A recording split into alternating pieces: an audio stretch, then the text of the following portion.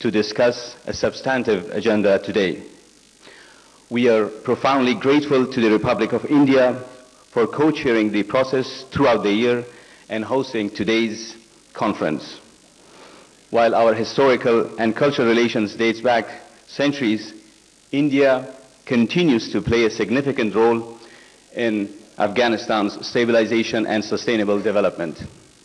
This is consistent with the goals of Afghanistan-India Strategic Partnership Agreement, under which we have implemented major infrastructure projects such as the building of the Afghan Parliament and the India-Afghanistan Friendship Dam. Indeed, our progress so far would not have been possible without the hard efforts of the previous co-chairs and hosts of this important process. In this regard, we remain grateful to the Republic of Turkey, the Republic of Kazakhstan, the People's Republic of China, and the Islamic Republic of Pakistan. I also want to recognize our esteemed guests attending this conference, the Austrian Republic, Republic of Latvia, the Bulgarian Republic, and the Republic of Uzbekistan. We look forward to facilitating their joining the Heart of Asia process as participating and supporting countries in the coming years. At the same time, we welcome with gratitude the Kingdom of Saudi Arabia's decision to join and support our collective efforts under all the confidence-building measures. And we thank the Aga Khan Development Foundation for joining and supporting the disaster management confidence-building measure. Please allow me to extend our sincere gratitude to the Republic of Azerbaijan for accepting to be the 17. Given the regional connectivity projects underway, especially in the light of the Lapis Lazuli Corridor Agreement to be finalized soon, Azerbaijan's decision to co-chair this process is timely and much appreciated. Excellencies, strengthening regional cooperation remains an important pillar of Afghanistan's foreign policy. The Heart of Asia process has been instrumental in furthering this objective, as it enables all of us to collaborate on a wide range of security and development issues of common interest and concern. Since November 2001, when we first met, the Heart of Asia region has increasingly recognized the nature of our interdependent fate. This requires that we all work together to stabilize Afghanistan and to bolster region's security and to unleash and harness our collective potential for ensuring prosperity throughout the Heart of Asia region.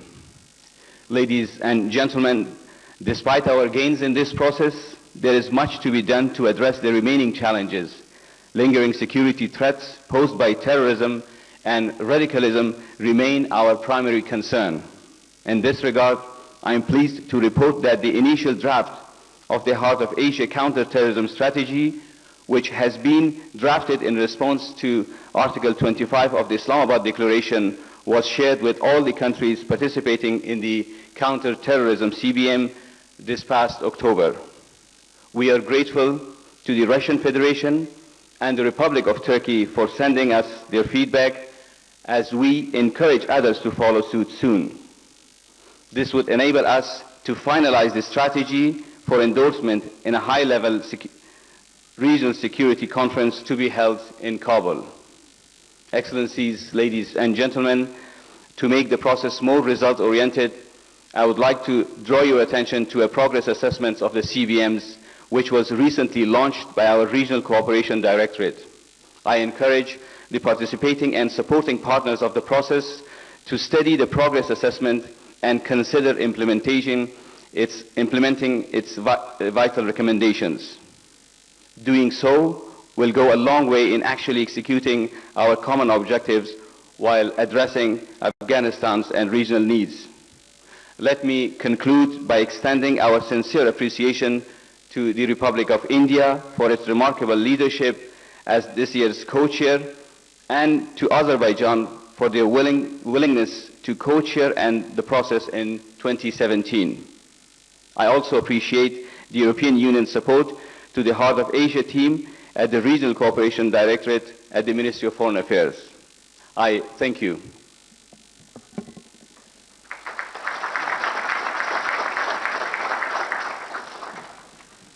Thank you, sir. Excellencies, we will now listen to the address of the President of the Islamic Republic of Afghanistan, Dr. Mohammad Ashraf Ghani.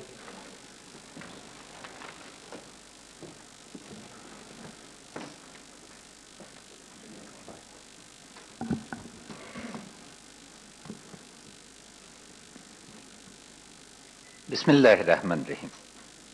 In the name of God, the compassionate, the merciful.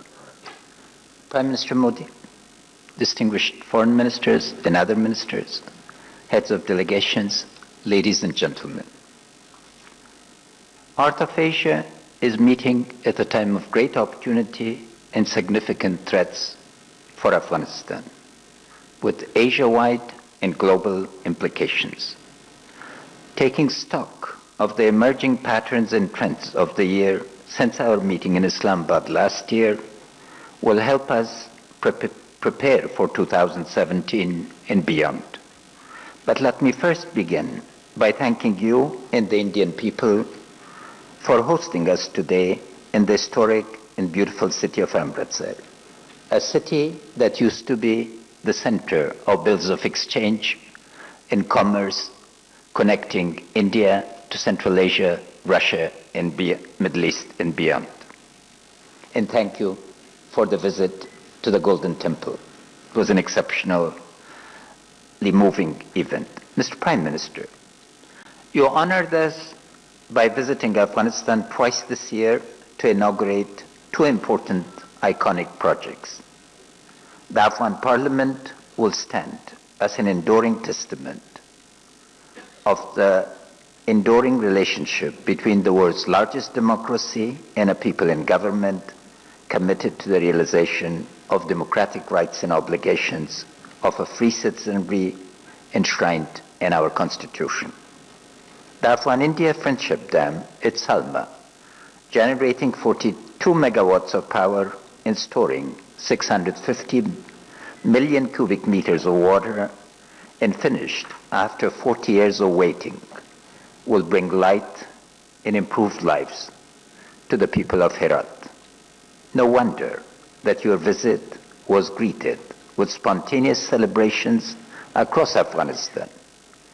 Equally significant, the trilateral agreement signed in Tehran between India, Iran, and Afghanistan on the port of Chabahar is a major step in transforming Afghanistan from a landlocked country to a land bridge. Your words, assuring the Afghan people of the support of 1.25 billion strong Indian people, have been quickly matched by deeds, as demonstrated by your pledge of $1 billion of new development assistance. As we have welcomed nearly 1 million of our refugees, the new portfolio of programs and projects made possible by your assistance will reproduce, expand, and consolidate the billions of historic bonds between the two nations dedicated to empowerment of their people in peace and prosperity through cooperation. The agreed cargo air corridor to be soon launched will give Indian and Afghan consumers and producers unimpeded access to each other's products and services. Afghan students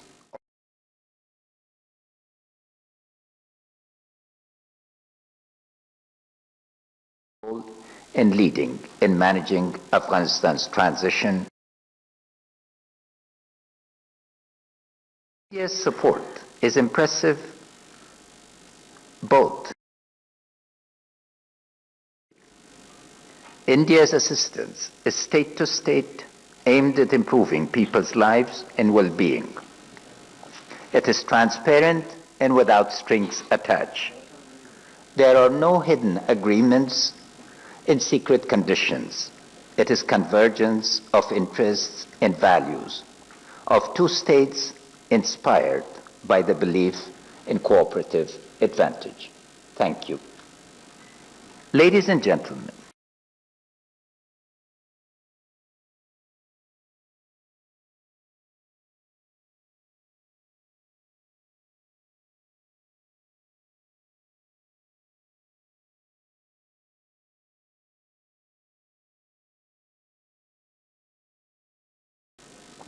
We take the pledges, as I said at the concluding press conference, as a line of credit into commitments and disbursements against substantial and sequential reforms. We thank all of you for your participation in pledges, particularly the effort by Vice President Mogherini and her staff at the European Union and US's advocacy efforts on our behalf. Believing that deepening and broadening of partnership requires constant work and investment in relation building, we neither took the Warsaw nor the Brussels pledges for granted. Instead, we focused on making our case by deeds in the arenas of the battlefield and in the reform of governance, ranging from revenue collection to the overhauling of rule of law institutions. We thank you for the opportunity for engagement and your appreciation of the complexity of the challenges facing us. With the medium-term horizon made possible by Warsaw and Brussels, we are now embarking on an earnest effort to ensure the stability and security of our country and the well-being of our people. Momentum towards this objective, however, requires a framework and an action plan for addressing the distinctively Asian, or more accurately, the Eurasian dimensions of our potential, as Russia is a significant stakeholder and interlocutor, so that our potential and our problems can be faced. Hence the relevance of today's deliberations in the heart of Asia-Istanbul process and the relevance to Afghanistan in Asia's linked destiny. Let me thank the government of Turkey for having formulated the Istanbul process, a dialogue that successively is becoming more productive and encompassing in equally the Republic of Kazakhstan, the People's Republic of China, and the Islamic Republic of Pakistan for previously hosting this conference. And let me extend our thanks to Azerbaijan for agreeing to co-host the next year's meeting. Excellencies, ladies and gentlemen, Asia's transformation from a concept into a continental economy on the one hand, and the terrible price wrought by the fifth wave of political violence and terrorism on our societies and polities on the other, define the stage for the realization of our potential and the setting for our problems. Connectivity, as the experience of North America and the first global surge in investment in transportation in the 19th century shows, is the key to weaving a landmass into an integrated economic system. Independent states of Central Asia and the Caucasus have demonstrated the transformative impacts of investing in connectivity. Turkmenistan articulated the concept of connectivity corridors in September 2014 and sustainable transportation last week. Afghanistan is a major beneficiary of this approach, as our people are celebrating the inauguration of the dry port of Ankara on October 28 across our land. Ankara's impact is in its network effect, for it enables access to the enormous transportation network that links Turkmenistan to the system of its neighbors and their neighbors. Kazakhstan, Azerbaijan, Georgia on the one side, and of course then Uzbekistan, Kazakhstan to Russia and beyond in Europe. Equally, the arrival of the first consignments of goods from China through Uzbekistan to the port of Hayratan is a dimension of the flows to come. We are very pleased with our intense dialogue with the leadership of Uzbekistan and China and look forward to the increasing scale of our interactions. Equally significant is the tripartite agreement between India, Iran, and Afghanistan on the port of Chabahar and the project under implementation to link the city of Herat to the Iranian railway and port system. The reduction in cost of transport and unpredictability will enable us to increase the effectiveness and efficiency of our developmental efforts, thereby bringing visible changes to the lives of our people.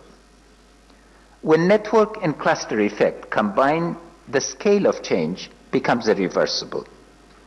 Each new connection produces a network effect, but when the points are connected to each other, it produces a combined developmental impact that can lift our people from poverty to prosperity.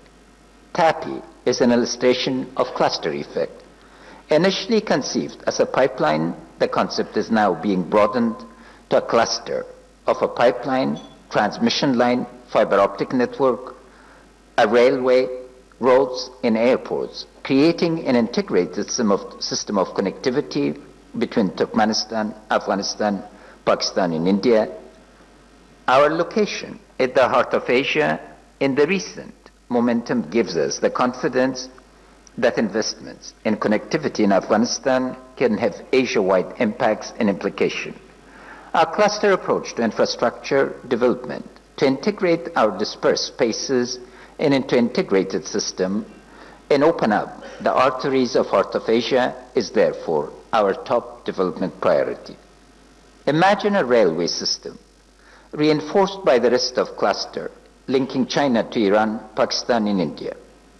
Our initial assessment shows that up to 15,000 megawatts of power from Central Asia can be transferred to South Asia, and that within 5 years, Afghanistan can be transformed from an importer of power to a transmission center and exporter of power.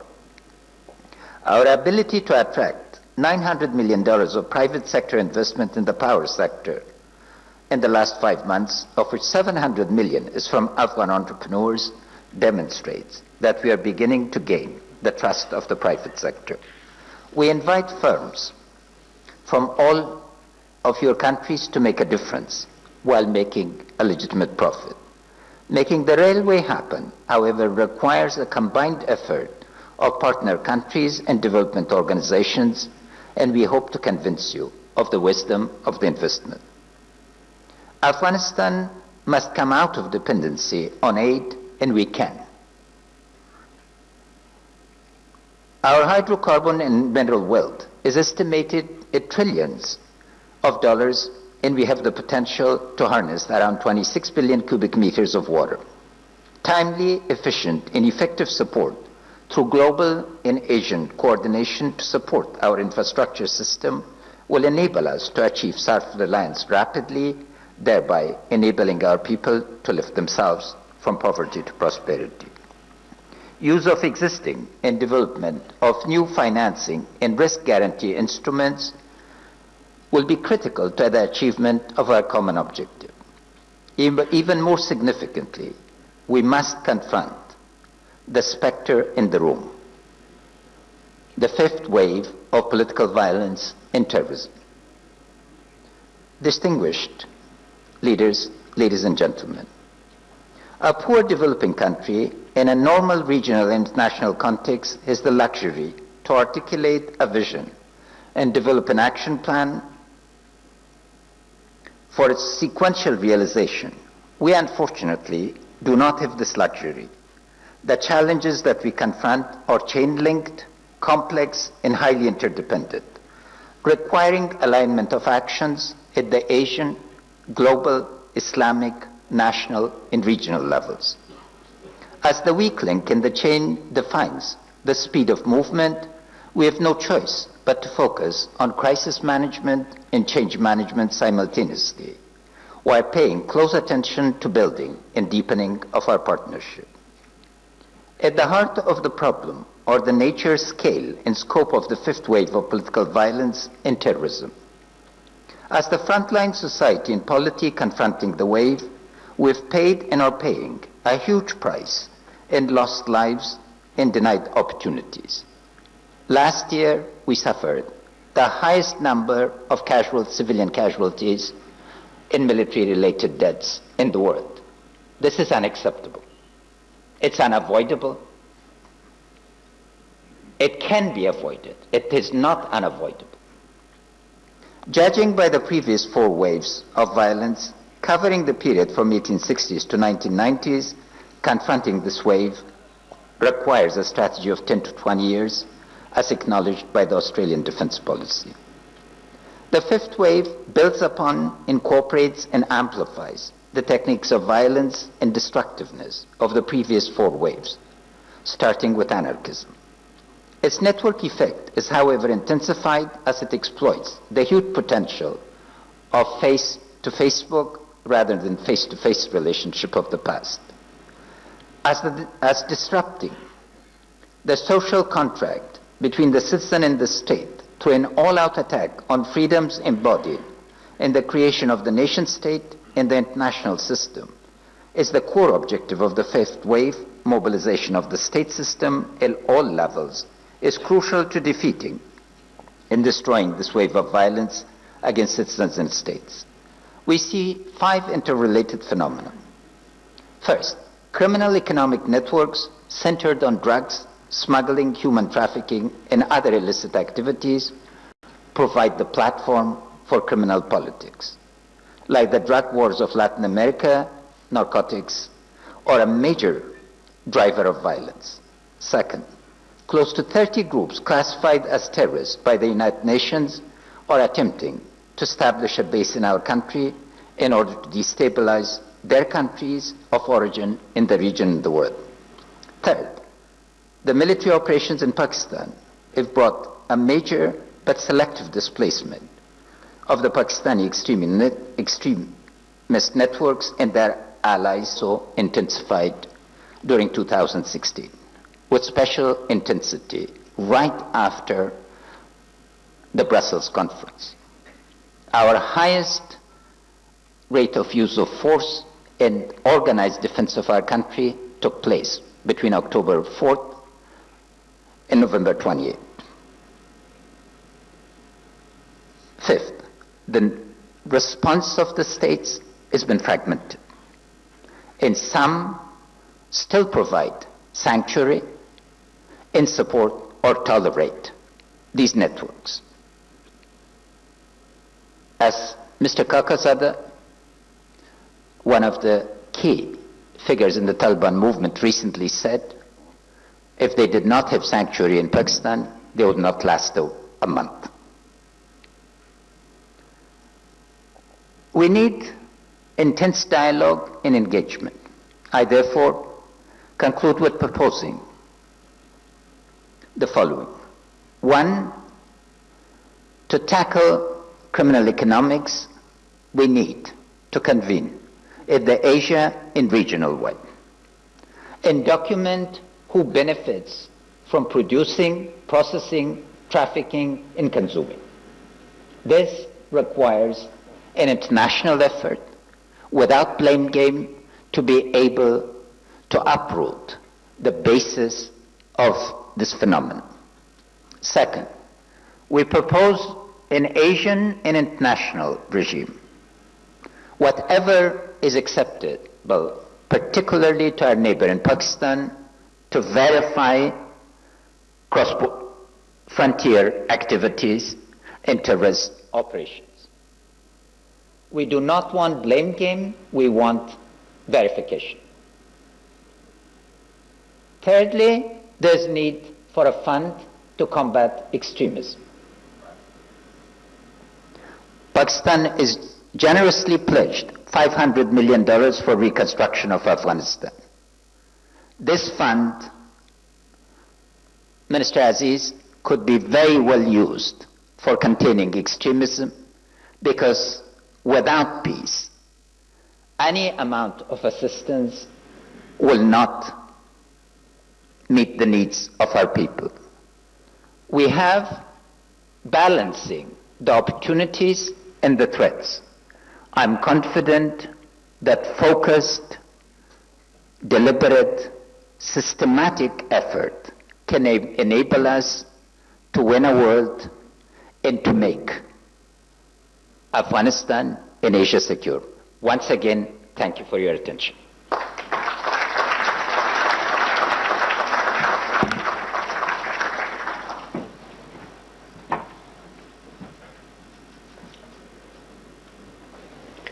Thank you, Mr. President.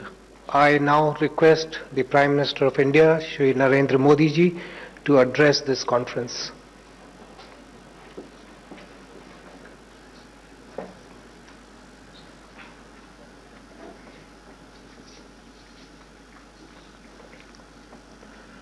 Your Excellency, Dr. Mohammad Ashraf Ghani, President of the Islamic Republic of Afghanistan, Your Excellency Salahuddin Rabbani, Foreign Minister of the Islamic Republic of Afghanistan, my colleague Minister Sri Arun Jaitley ji, Foreign Ministers, heads of the delegations, ladies and gentlemen, Namaskar, Sat Sri Akal.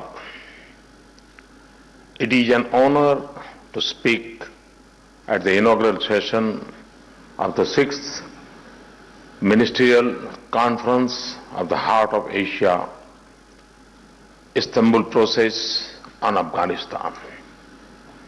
And it is a particular pleasure to jointly inaugurate this conference with our friend and partner, President Ashraf Ghani of Afghanistan. I thank Excellency Ghani for accepting my invitation and for gracing this conference. It is also a great privilege for me to welcome all of you in Amritsar, a city blessed with simplicity, beauty, and spirituality, and about to the Golden Temple, the holiest shrines of Sikhs. It is a place made sacred by Sikh Gurus who meditated here. It embodies peace and humanism and is open to all people and religions. Its streets and squares tell stories of great valor and immense sacrifice. It is a city whose character has been shaped by proud patriotism and generous philanthropy of its residents, and by their spirit of enterprise, creativity, and hard work. Amritsar also happens to nurture an old and steadfast connection of warmth and affection with Afghanistan. Among the earliest disciples of the first Guru of Sikhs, Baba Guru Nanak Dev Ji, were Afghans in Kabul in the 15th century. Even today, the shrine of an Afghan origin Sufi saint, Baba Hazrat Sheikh, in Punjab, is revered by all faiths, including visitors from Afghanistan. The flow of trade, people, and ideas through our region has often intersected in Amritsar on one of the Asia's oldest and longest surface arteries, the Grand Trunk Road. Amritsar reinforces the value of restoring connectivity, which is so crucial for the overall growth, stability, and economic prosperity of Afghanistan. Excellencies, ladies and gentlemen, since the turn of this century, the international community has extensively engaged in Afghanistan. Major powers, regional countries, and concerned nations from around the world have cooperated through multiple programs of political, social, military, economic and developmental support. Our gathering today reaffirms the commitment of the international community to durable peace and lasting political stability in Afghanistan. Our words and actions remain focused at advancing a critical unfinished mission of our time, and that is to help Afghanistan build and strengthen its social, political and institutional fabric, secure its territory and citizens from external threats, spur its economic and development activity, and stage a stable and prosperous future for its people.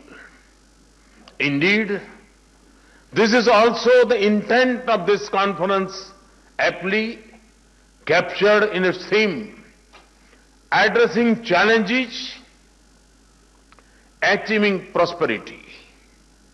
We have no doubt about the scale of the challenge, but we are equally determined to succeed. The results of our collective efforts thus far have been hard-won but mixed. There have been important successes. Much more remains to be done. The need of the hour is to stand our ground and continue with our line of effort. We must protect and build on the gains of the last 15 years and march ahead. Because at stake is not just the future of Afghanistan that has been invested in a vision of development, democracy and pluralism, but the peace and stability of this entire region and beyond.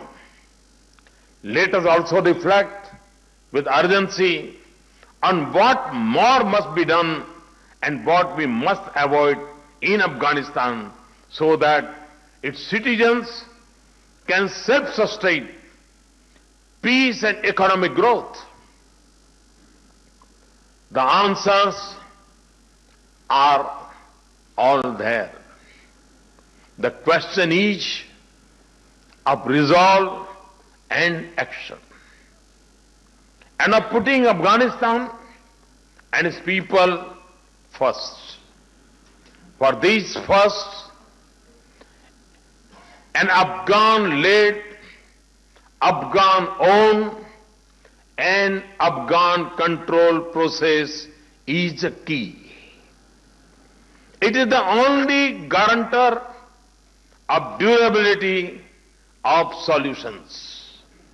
The second, we must demonstrate strong collective will to defeat terror networks that cause bloodshed and spread fear. Terrorism externally induce instability pose the gravest threat to Afghanistan's peace, stability and prosperity. And the growing arc of terrorist violence endangers our entire region. As such, support for voices for peace in Afghanistan alone is not enough. It must be backed by resolute action, not just against forces of terrorism, but also against those who support, shelter, train and finance them. Silence and inaction against terrorism in Afghanistan and our region will only embolden terrorists and their masters. The third,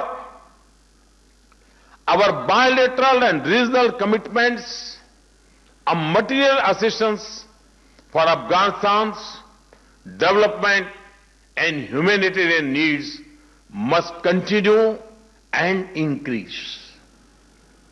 Our cooperative endeavors in Afghanistan should contribute to its infrastructure and institutional capacity and shape propelling engines of growth.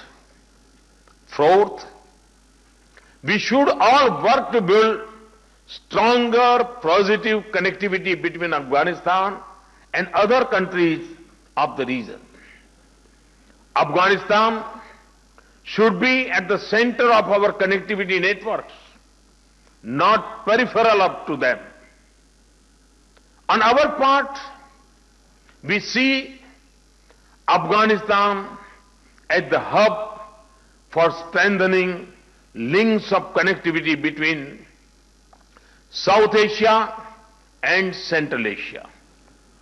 We cannot deny that the more connected Afghanistan is with the regional arteries of trade, capital and markets, the more assured would be its economic growth and progress.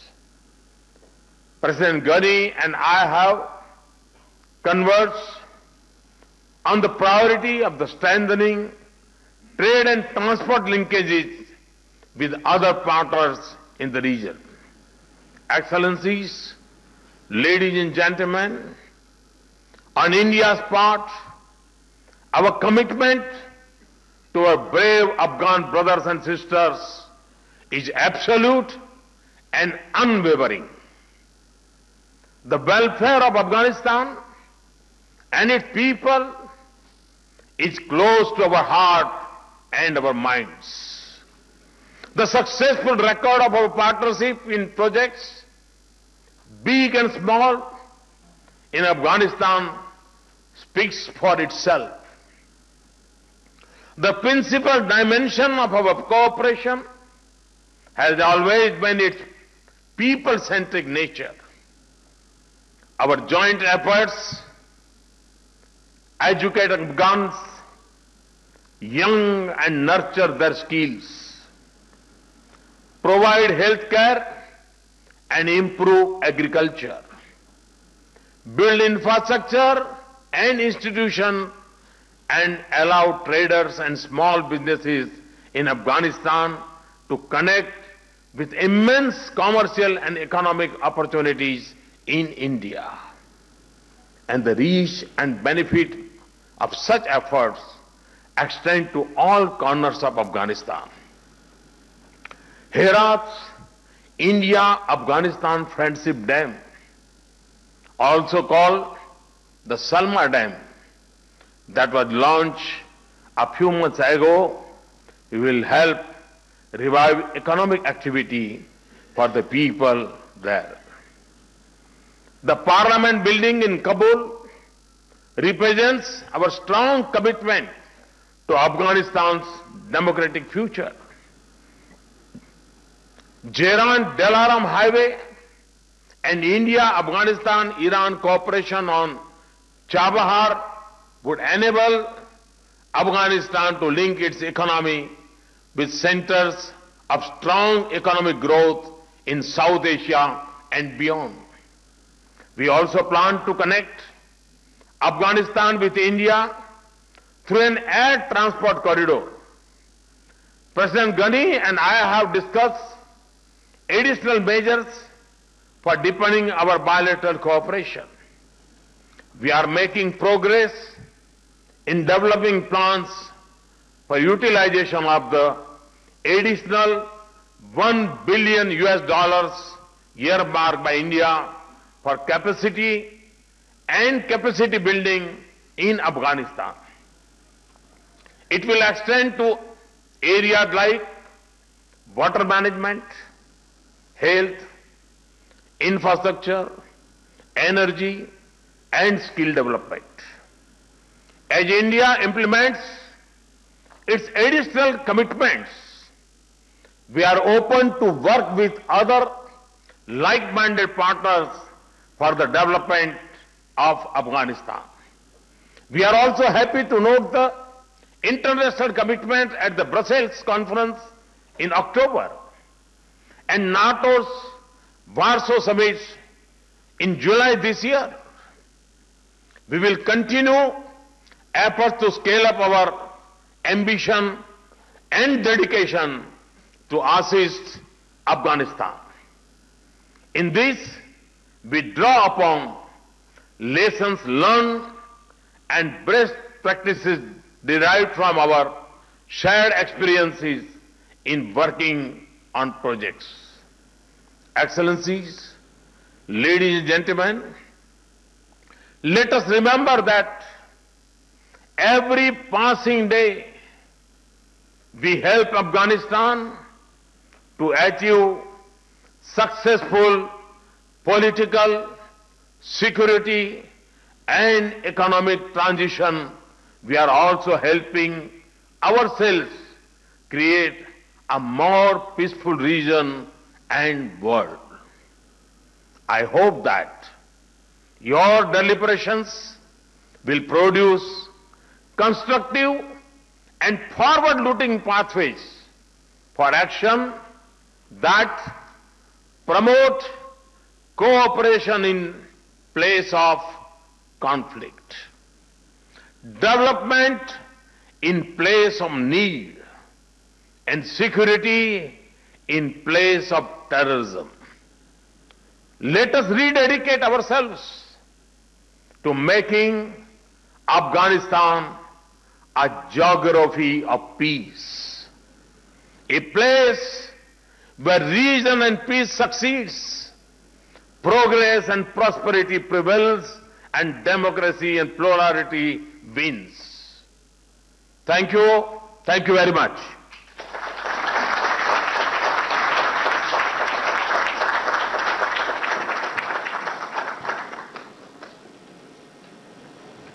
Thank you, sir.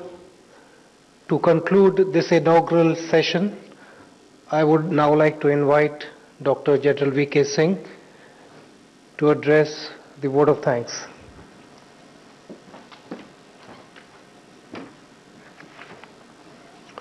Our distinguished colleagues, on behalf of all of us, I profoundly thank Honorable President of Islamic Republic of Afghanistan, His Excellency Dr. Ashraf Ghani, and the Honorable Prime Minister of India, Shri Narendra Modi ji, for gracing the inaugural session of the 6th Ministerial Conference of the Heart of Asia Istanbul process in Amritsar with their august presence.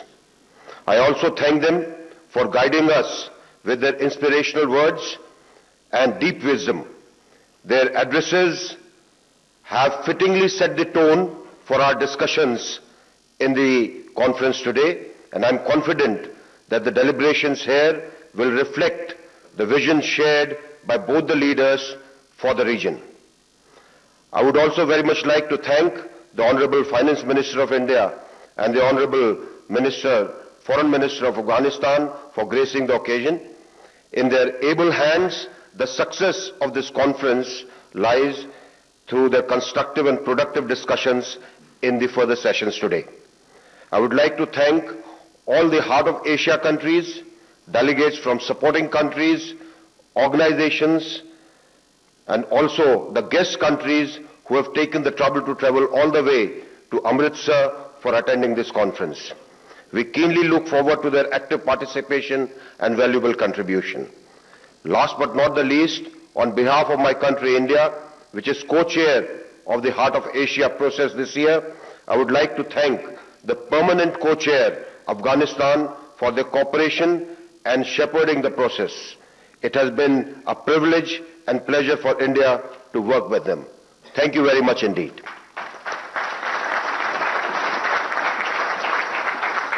Excellencies, please remain seated while the principals leave the conference hall. I would also like to announce that there will be a 15 minutes tea and coffee break thereafter.